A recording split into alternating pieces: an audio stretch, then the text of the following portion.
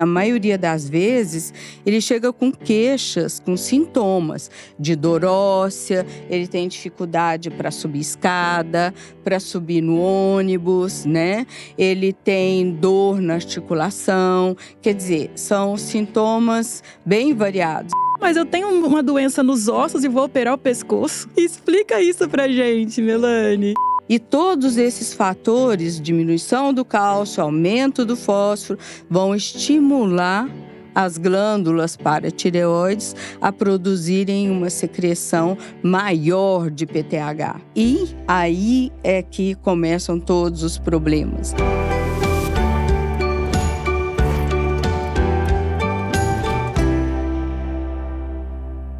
Olá, eu sou Jéssica, médica nefrologista, e vocês estão no Hemodiálogos, o podcast de saúde da Nefrostar. Para acompanhar os nossos conteúdos, é só seguir nas redes sociais que estão aqui na legenda. Os nossos conteúdos saem sempre às quartas-feiras.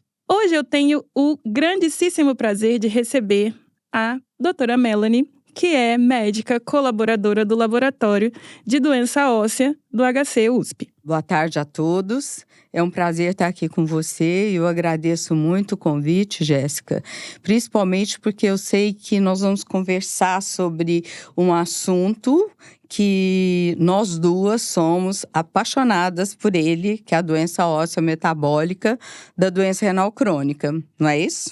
Com certeza, você está coberta de razão. Uma das coisas mais importantes do segmento do paciente renal crônico é a doença metabólica óssea. Bom, essa doença, ela fala sobre muitas partes do nosso corpo, fala sobre a associação com cálcio, fósforo, por muitas coisas que estão muito bagunçadas nesse ambiente da hemodiálise. E hoje nós vamos ter o prazer de discutir com você, que é um nome muito importante dentro desse cenário. Eu acho que antes de mais nada, a gente poderia criar o conceito do que é doença óssea. A doença óssea, que os pacientes e até amigos, conhecidos, eles sempre perguntam para mim, escuta, mas você é nefrologista ou ortopedista, né? Porque eu digo que faço doença óssea na doença renal crônica.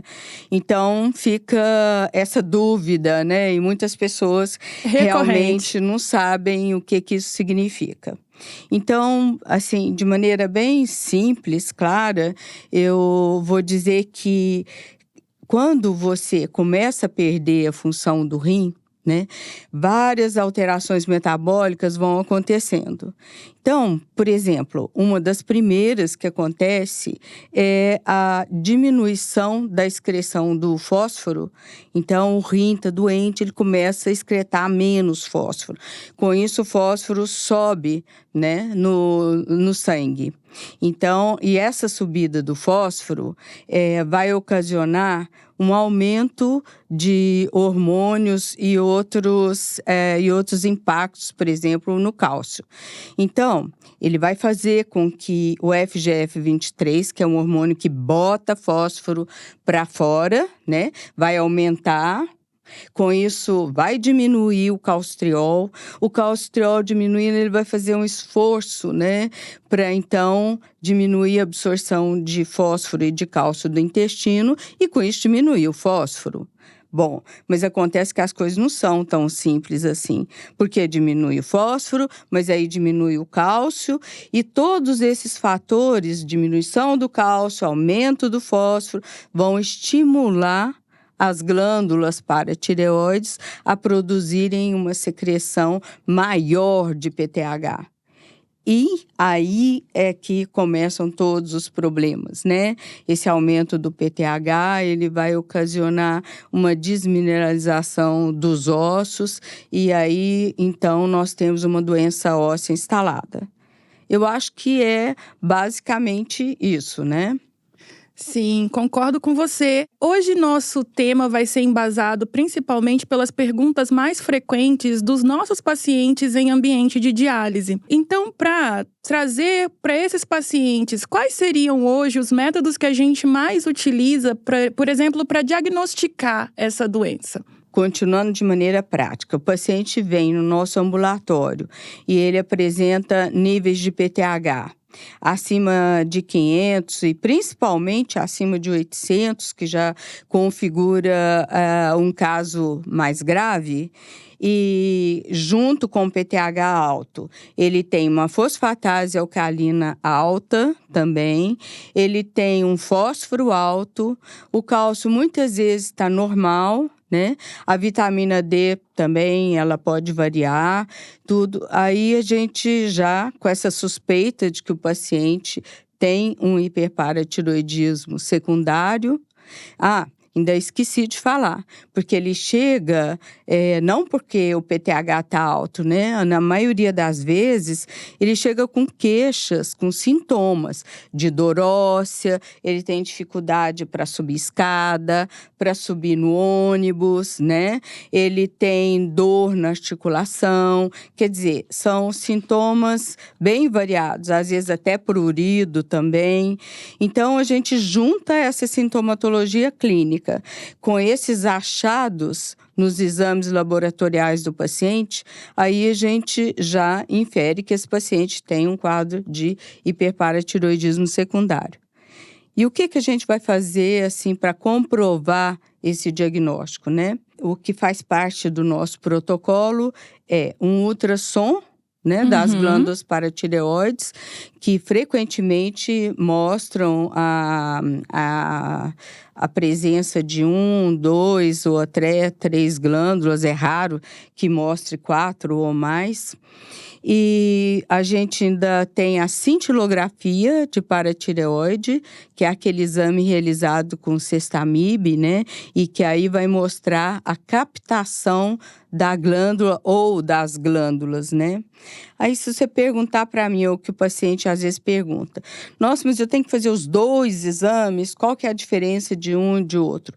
Bom, o ultrassom, ele dá a posição da glândula, quer dizer, dá uma configuração anatômica, onde que a glândula está, ele mostra lá. Já a cintilografia mostra a atividade da glândula, né? Se ela está muito ativa ou não.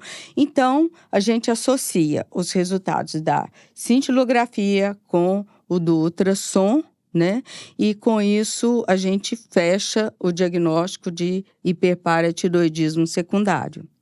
Ok, muito interessante. E se a gente analisar por essa perspectiva, agora um diagnóstico fechado, a gente pode pensar assim, quais são as principais alternativas de tratamento que a gente tem disponível hoje para um paciente que tenha o diagnóstico dessa doença fechado, através tanto dos exames laboratoriais, quanto da análise da apresentação clínica, quanto com os exames de imagem? Isso pode variar muito de paciente para paciente, mas vamos imaginar um paciente que chegue com essa sintomatologia de dor e tudo, e tem um PTH aí em torno de 600, 700, uma fosfatase também mais alta, com essas imagens já comprovadas, né? Então, nós vamos dar uma olhada. Primeiro, na qualidade da diálise, né? Porque que tipo de diálise esse paciente está fazendo, quanto de diálise ele está fazendo, Dose. né? Porque tem uns pacientes, sabe, que se deixar por conta, eles fazem só 2h30 ou 3 horas, né? E isso não tem muita adesão ao método, né? Não tem. E então é importante olhar a qualidade da diálise, né? Quantas vezes, quantas horas, se realmente é uma diálise adequada e tudo. Começaria por aí. Depois, se esse fósforo está alto, e frequentemente está, né? Nós vamos chamar a nutricionista, que é a nossa colaboradora direta e que faz um trabalho extremamente importante para que ela faça, de acordo com a preferência alimentar do paciente, né, adequações nessa dieta para que reduza o consumo de fósforo. Além do incentivo ao uso do quelante também, né? Sim, junto com o quelante, né? Então, ela mesma, a nutricionista, pode orientar a quantidade de quelante, a que horas que toma, né? Porque tem paciente que você pode não acreditar, mas tem muitos aí que estão me ouvindo, que sabem disso, que tomam quelante 2 horas depois do almoço. Aí eu realmente não sei o que ele está quelando, né? Já não adianta mais, né? Já não adianta mais, porque o quelante ele tem que ser tomado junto com a refeição, logo após, né? Determinado. Então, esse auxílio da nutricionista, ele é muito importante. Aí a gente está falando, assim, basicamente de controlar o fósforo, né? Ok. Agora, se nós passarmos para controlar aquilo que está incomodando muito, que são os níveis de PTH, então também nós temos drogas, né? Cinacalcete, Paricalstol. E aí, se me perguntar, o que dá primeiro, né? Ou entra com os dois juntos? Não. Normalmente a gente faz assim, a gente olha se o paciente tem os níveis de cálcio e de fósforo adequados. Porque se ele tiver um cálcio bom, mas um fósforo alto, ou o contrário, um fósforo bom, que é raro, e um cálcio alto, aí ele não pode começar com a vitamina D ativa, que é o Paricalstol. E explicando para o paciente, que eu acredito que a maioria já sabe disso, né? Porque vai aumentar a absorção intestinal de cálcio e de fósforo. Então, não. Então, a gente começaria pelo Cinacalcete. Sim. Se ele tiver cálcio e fósforo dentro do esperado, aí você pode começar tanto pelo Cinacalcete quanto pelo Paricalstol, certo? A depender, obviamente, da tolerância gastrointestinal também, porque o Cinacalcete também tem esses meandros, essas dificuldades, né? Sim. O que a gente observa muito é que com essa dose baixinha, de 30 miligramas, por exemplo, que corresponde a 1 comprimido, geralmente os pacientes não têm essa intolerância. Mas quando a gente começa a aumentar para 60, para 90, aí realmente essa intolerância ela aparece mais. E uma coisa muito importante que a gente aprendeu ao longo aí da prática clínica, né? É que embora na bula você leia assim, Cinacalcete deve ser tomado logo depois da refeição, se possível da maior refeição. Mas hoje a gente pergunta para o paciente que hora que ele tolera tomar. Tem paciente que toma no café da manhã. Tem paciente que prefere tomar na hora que vai dormir. Eu não sei se é porque quando a gente dorme a gente esquece e aí não sente dor nenhuma, né? Não sei. Mas enfim, não importa a hora que ele vai tomar o Cinacalcete. A hora que ele tolerar. Tá? E também pode fracionar a dose. Se ele está tomando 2, ele pode tomar um de manhã, uma tarde, ou uma tarde e uma noite, como ele preferir. A gente não tem restrição de horário. Eu estou dizendo isso porque isso facilita muito a aderência do paciente ao Cinacalcete. Por isso que você acabou de comentar que são esses fatores gastrointestinais. Além disso, a gente pode também mandar tomar um omeprazol em jejum, né? Sim, para facilitar a adesão, Para facilitar. né? Mas aí, pensando nesse paciente que a gente já teve otimização de tratamento, otimização de doses, e nesse lugar a gente observa a cirurgia como proposta terapêutica, tá? A gente vê que tem muitos pacientes que até hoje têm muitas reticências em relação a esse tema, né? Então, quando a gente chega para falar sobre paratireoidectomia, como que você aborda isso em relação aos seus pacientes hoje? A primeira opção da gente, né, a não ser em algumas circunstâncias especiais que eu vou comentar daqui a pouco, a gente tenta o tratamento clínico. né? Mas vamos imaginar que o paciente precisaria, para controlar esses níveis de PTH, de fósforo e tudo, ele precisaria estar tomando 3 comprimidos de sinacalcete, 90 miligramas, né? Além do paricalcitol que ele toma, do quelante, etc. E ele não consegue. Aí você não tem mais o que fazer. Ou então, mesmo tomando, assim, dentro do esquema possível para o paciente, ele não controla esse hiperpara. Sim. Aí a gente chega numa situação que você tem que comentar com ele que o tratamento clínico não está adiantando mais, né? E que ele realmente tem uma indicação de paratiroidectomia.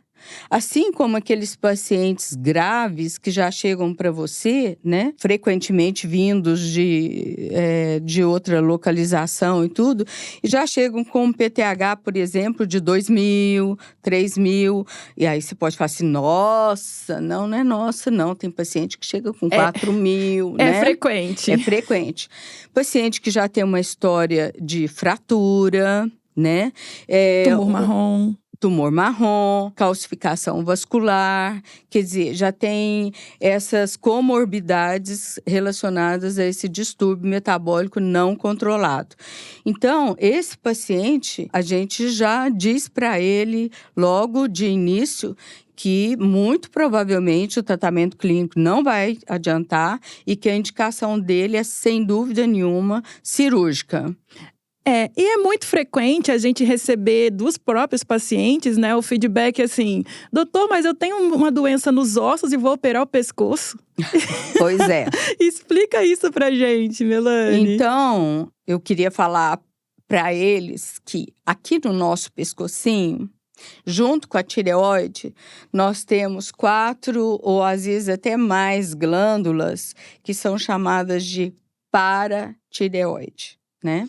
E que às vezes elas ficam do lado da tireoide, às vezes atrás, às vezes no meio ali da glândula, quer dizer, a localização varia um pouco. Mas essas glândulas, quando elas são estimuladas exatamente por esse fósforo aumentado, pela baixa do cálcio e tudo, elas começam a produzir muito PTH, conforme a gente já falou no começo, né? Uhum. Então, essas glândulas, elas vão hipertrofiando, né? Elas vão elas saem daquela fase de que elas responderiam ao sinacalcete, ao paricalcitol e passam para uma outra configuração onde elas não vão mais responder a essas medicações. Então, a gente fala, né, e os pacientes já devem ter escutado esse termo, que elas são autônomas, né?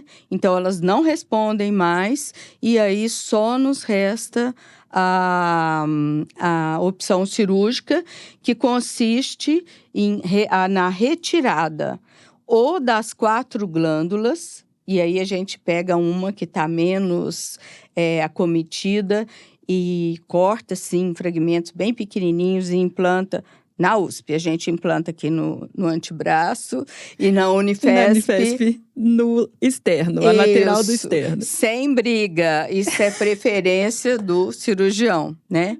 Ou então, a gente tira 3 e mais um pedacinho da 4ª, que é a que a gente chama de 7/8. Isso, e que aí é a paratiroidectomia subtotal, né? Que a gente dá preferência para pacientes transplantados, pacientes jovens que às vezes vão ficar, a gente não sabe quanto tempo eles vão ficar em diálise, né? Então, mas essa escolha, tirando dos transplantados, que parece que já há um consenso de que a técnica subtotal realmente é a melhor, superior. Mas isso depende muito da habilidade e da preferência do cirurgião. A gente palpita, mas eles é que decidem, né? Exatamente. A gente palpita tanto no pré quanto no pós, a gente dá os nossos pitacos, mas assim, no momento cirúrgico, quem vai definir mesmo essas questões são eles, até mesmo por uma questão assim de campo, né? Às vezes nem encontra naquele momento, né, todos as glândulas em si. Bom, uma outra coisa que eu queria saber de você, Melanie, em relação eu posso falar uma coisa? Pois não, fica à vontade. Tá, então, isso para os pacientes eu quero falar. Que muitas vezes os pacientes vão para a paratiroidectomia, que seja subtotal, que seja essa com implante, né? E, embora a gente fale, assim, dos riscos e tudo, eles precisam saber que podem acontecer duas coisas, né? A primeira é que, realmente, aqueles fragmentos que a gente implantou, ou até mesmo aquele pedacinho de glândula que ficou aqui no pescoço, de repente, se desenvolve, né? E elas retomam aquela condição de um hiperparatiroidismo secundário. E aí o paciente fica bravo com a gente e fala assim: nossa, doutor, eu operei e não adiantou nada. É a recidiva. Pois é. Não é que não adiantou, mas a glândula, provavelmente, tanto esses fragmentos quanto esse pedacinho que a gente deixou, também já tinham uma configuração autônoma e fazem com que haja recidiva da doença, né? Isso, gente, não dá para prever, não é culpa do cirurgião, muito menos nossa, nem do paciente. São coisas que o paciente tem que saber, que é uma evolução que pode acontecer. E a segunda, que é o oposto, né? Você implanta o fragmento ou deixa um pedaço da glândula e, de repente, nada disso funciona. E aí o paciente fica com um diagnóstico de hipoparatiroidismo pós-cirúrgico. E aí ele vai ter que tomar calcitriol, cálcio, por ad eterno. Ad eterno. E também não adianta ficar bravo com a gente, né, Jéssica? Ah, claro. Isso são coisas que a gente precisa conversar muito com os nossos pacientes antes da decisão da cirurgia, tá? E claro que é por esses e outros motivos que a gente sempre deixa a opção cirúrgica como uma opção secundária e que sempre o tratamento clínico vai ser a predileção. A não ser quando há, como você já pontuou, os fatores de risco que precisam ser operados sem questionamento. Quando não tem outra opção. E aí, assim, no caso, se for preciso, reopera. E no caso do hipopara, não tem mais o que fazer mesmo, né? São coisas que acontecem, mas com certeza é melhor do que ficar nessa condição de hiperparatiroidismo secundário grave. Isso. Em relação à doença de alto turnover, né? Essa doença que a gente tem tanto o PTH quanto a fosfatase alcalina lá no alto, ou seja, um alto índice de remodelamento. Quais seriam os impactos que você percebe na qualidade de vida do paciente nesse caso? Olha, são muito ruins.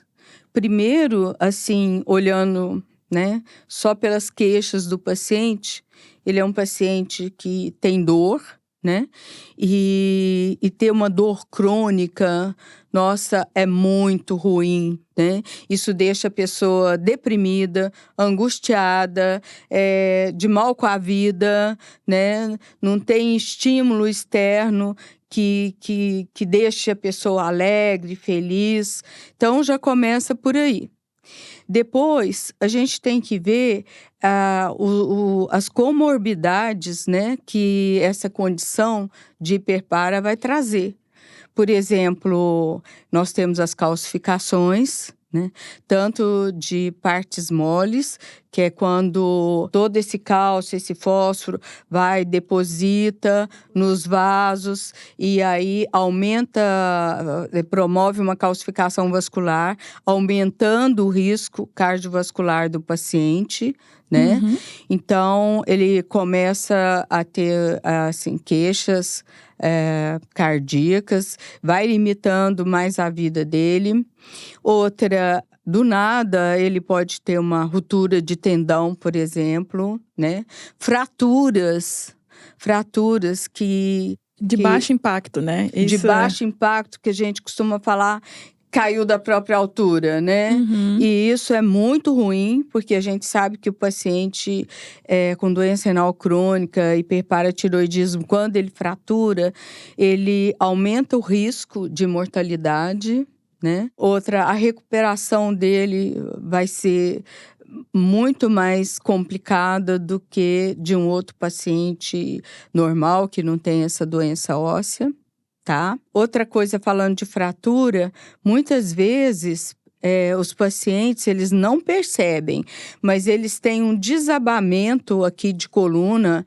Então, principalmente as mulheres, elas percebem isso e falam: nossa, doutora, eu diminui 5, às vezes quase 10 centímetros de altura. Eu era mais elegante, mais alta, e agora eu diminui de tamanho, né? Então, isso é fratura aqui já de coluna. Isso traz dor também, traz limitação. Então, eu acho que, assim, são inúmeras as comorbidades que o hiperpara vai trazendo para o paciente e vai diminuindo a qualidade de vida dele, né? Sim. Em relação à qualidade da diálise e a doença mineral e óssea, eu acho que o componente mais importante é a questão do controle do fósforo. Em relação a isso, a dose de diálise tem influência? Ah, claro que tem, né? A gente sabe que, por exemplo, os pacientes que dialisam pelo SUS, né? Então, eles não têm essa opção de diálise diária. Mas eles têm a opção de fazer uma boa diálise e, além de tudo, acrescentar a quarta diálise, que o SUS costuma pagar. O que acontece? Agora, eu estou olhando para os pacientes.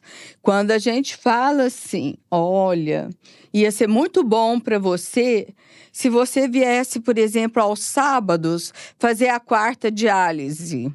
Eu sinto que, sabe, eu estou correndo risco de morte. Porque os pacientes, geralmente, eles não são muito aderentes a aumentar o tempo de diálise. É claro que eu entendo, né? Isso significa mais um dia que você vai para diálise e tudo. Eu entendo isso, mas o benefício também é maior. Aí eu acho que é uma questão da gente negociar. Tira um pouquinho do tempo de lá, aumenta um dia de cá, né? Agora, se o paciente tiver a opção de fazer a diálise diária, aí realmente é fantástico, porque é grande chance de resolver o problema da hiperfosfatemia. Sim. E a gente atualmente tem um arsenal medicamentoso que tem se mostrado muito importante nesse tratamento, mas que continua esbarrando na limitação do fósforo, né? Então, assim, qual seria para você, no seu ponto de vista, a importância do quelante, ainda assim, nessa estratégia? A estratégia nova, relativamente nova, que são os análogos de vitamina D, ainda assim tem o fósforo como calcanhar de Aquiles. Isso. Então, a gente esbarra muito nessa dificuldade dos pacientes em aderir ao quelante para possibilitar o uso do análogo de vitamina D. Jéssica, I'm sorry, mas eu não tenho uma fórmula mágica para te dar. Se você não coloca o fósforo dentro dos parâmetros aceitáveis, você não vai usar paricalcitol, que é uma opção, né, principalmente associada com o Cinacalcet. Eu acho que quando você faz essa introdução de primeiro do Cinacalcet, otimiza a dose, e se o paciente ainda é aderente ao quelante, eu acho que você tem uma chance boa de controlar esse fósforo. Controlando esse fósforo, você introduz o paricalcitol, e muitas vezes a gente segura o fósforo e vai até invertendo o esquema terapêutico. Você diminui o Cinacalcet, que tem esses efeitos gástricos e tudo, e aumenta o paricalcitol. Mas para que tudo isso dê certo, né? Você como nefrologista amante da doença óssea, você sabe que a gente precisa ser persistente, né? Esclarecer o paciente. E isso é, assim, visita mensal, né? Porque as coisas parecem um quebra-cabeça. Você tira um comprimido de Cinacalcet, aumenta uma ampola de Paracalstol, você diminui o Sevelamer, você acrescenta, às vezes, até um carbonato de cálcio, porque está caindo muito cálcio. Então, é um quebra-cabeça. No mês seguinte, aumenta o Renagel de novo. Isso, aí a gente escuta do nosso paciente querido. Doutora, mas o mês passado você falou que era para eu tomar 3 comprimidos de Renagel. Agora eu vou tomar só 2? Como é que é isso? E ainda pior que às vezes no outro mês eu vou voltar para os 3. Então, gente, tem que ter paciência, compreensão, tolerância e muita perseverança do colega nefrologista. É verdade. Eu acho que, para além de tudo, eu acho que a gente precisa manter a insistência, não desistir do nosso paciente. Não, a gente não pode. Exatamente. Esse PTH vai oscilar, ele vai subir, porque nós estamos vivendo num ambiente que o PTH subir é uma resposta, né? Como a doutora explicou brilhantemente sobre a fisiopatologia da doença. Então, sim, a gente tem um ambiente que é rico em fósforo naturalmente por conta da disfunção renal, e isso culmina com o aumento do PTH, mas a gente hoje em dia tem um arsenal de multidrogas que a gente pode trabalhar com essas drogas dentro do ambiente de clínica, além de otimizar a dose de diálise e garantir para o paciente a melhor alternativa de tratamento possível à cirurgia no momento. É claro que, nas situações em que você já pontuou, a cirurgia é imprescindível e aí precisa mesmo, né, a gente ir para o próximo passo. Eu queria falar também para os pacientes que muitas vezes, assim, a culpa de não se obter um bom controle do fósforo, por exemplo, não é do paciente. Eu conheço paciente que é super aderente à medicação, faz uma boa diálise, quer dizer, ele faz tudo que a gente orienta. Mas nós, como você acabou de falar, é um paciente que tem outros fatores, né? Ele está num meio urêmico, onde tem estresse oxidativo aumentado, tem acidose metabólica, tem quer dizer, tem inflamação, tem outros fatores que às vezes não deixam a gente controlar o fósforo com as ferramentas que a gente tem, né? Então, a gente tem que, como você diz, perseverar, não desistir, né? E mesmo quando se tem a indicação de paratireoidectomia, é outro problema que a gente vai esbarrar, né, Jéssica? Porque hoje em dia são, assim, não são todos os centros que têm acesso à paratireoidectomia frequente, né? Às vezes você consegue fazer uma por mês com uma fila, perder de vista aí de pacientes, né? E o paciente tem que ficar na fila esperando. A gente morre de pena e queria, dá vontade de ir lá e aprender a operar, né? Mas nós entendemos também as limitações, às vezes, do serviço, do próprio cirurgião, né? Então, fica o recado de não desistir. Agora, uma coisa só, assim, que eu queria falar é que muitas vezes, quando você citou a questão do diagnóstico, muitas vezes, mesmo assim, olhando PTH, olhando fósforo, olhando tudo, a gente não sabe exatamente a patologia que o paciente tem. se ele tem um hiperparatiroidismo secundário, ou se ele já está migrando por uma doença óssea, ou se ele tem uma osteoporose associada, se ele tem uma doença dinâmica. Então, gente, muitas vezes nós precisamos fazer uma biópsia óssea para realmente analisar o tecido ósseo e chegar à conclusão de não só do diagnóstico correto do paciente, quanto da terapêutica adequada. Isso você falou uma coisa que repercute muito a realidade. A gente tem cada vez mais visto a população, tanto a população mundial quanto a população em diálise, envelhecer. E a gente, às vezes, tão focado em tratar a doença específica da doença renal, a gente esquece que os nossos pacientes também têm todos os efeitos da idade, do sexo, das mudanças hormonais. Então, quer dizer que existe a possibilidade dessas doenças coexistirem, delas estarem ao mesmo tempo no mesmo osso, né? Exatamente. Isso aí é um outro problema, é outra discussão, né, Jéssica? Mas só para exemplificar, por exemplo, esse ano passado foi feito um levantamento das biópsias, né, que estão catalogadas no Rebrabo, que é o nosso banco de dados de biópsia óssea.